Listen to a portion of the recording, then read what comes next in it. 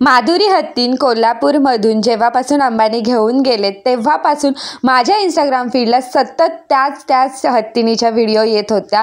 त्याचबरोबर ना बेबी एलिफंटच्या पण व्हिडिओ यायच्या आणि त्या व्हिडिओ बघून गंधर्व एवढा खुश व्हायचा आणि त्यातल्या त्यातच माझ्या मैत्रिणीने मला तसाच केक सजेस्ट केला त्याच्या बर्थडेसाठी आणि तो बघून तो म्हटला नाही मला असाच केक बनवून हवे म्हणून मी आज बेबी एलिफंट थीममध्ये गंधर्वसाठी केक बनवत आहे। खरं तर गंधर्वचा बर्थडे 17 ऑगस्टला होता, पण त्या दिवशी माझ्या आयुष्यातल्या 2 स्पेशल व्यक्तींची एंगेजमेंट होती। त्यांचा फोटो पण मी इथे लावते, तुम्ही बघा किती क्यूट कपल आहेत ते दोघं जण।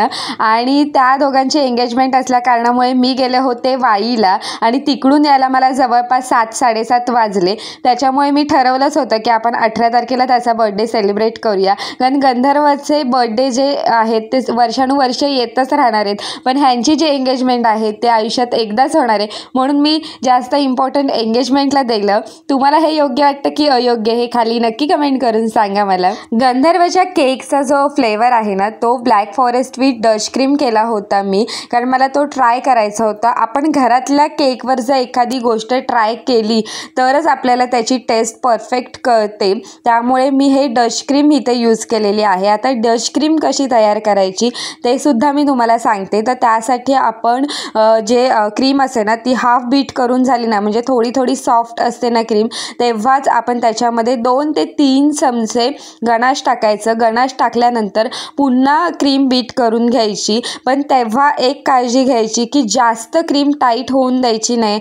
तर आता इथे बघा मी बेबी एलिफंट लावते आणि लगेच गंधर्वाचा थंब पुढे आलाय, म्हणजे तो एवढा एक्साइटेड होता ना या केकला घेऊन की त्याला असं झालेलं की कधी आई केक घेऊन बाहेर येते आणि माझे फ्रेंड्स केक बघतात। आणि मी केक बाहेर घेऊन गेल्यानंतर त्याच्या फ्रेंड्सने असे छान रिॲक्शन दिलेत की गंधर्वच्या मम्मीने किती छान केक केलाय गंधर्वसाठी, असे छोट्या आवाजात सगळेजण बोलत होते आणि खूप छान वाटलं मला ते ऐकून। त्यानंतर आम्ही इथे छान असं बर्थडे सेलिब्रेशन करून घेतलं आणि सगळ्यात महत्त्वाची गोष्ट सांगायची म्हणजे गंधर्व कधीच केक खात नाही, पण निदान त्याने त्याच्या बर्थडे दिवशी तरी केक खाल्ला आणि याचं समाधान आहे ना ते खूप वेगळंच होतं माझ्यासाठी। त्यानंतर इथे माझी हरवलेली मैत्रीण 2 वर्षानंतर गंधर्वच्या बर्थडेला उगवली, म्हणून मी तिच्याकडून प्लेट्स भरण्याची मदत करून घेतली आणि इथे मी केकचे पीसेस करत होते। त्याच्यामध्ये मी तुमच्यासाठी मोठा पीस ठेवलेला आहे, पटकन करा, नंतर म्हणू नका की आम्हाला केक दिला नाही म्हणून।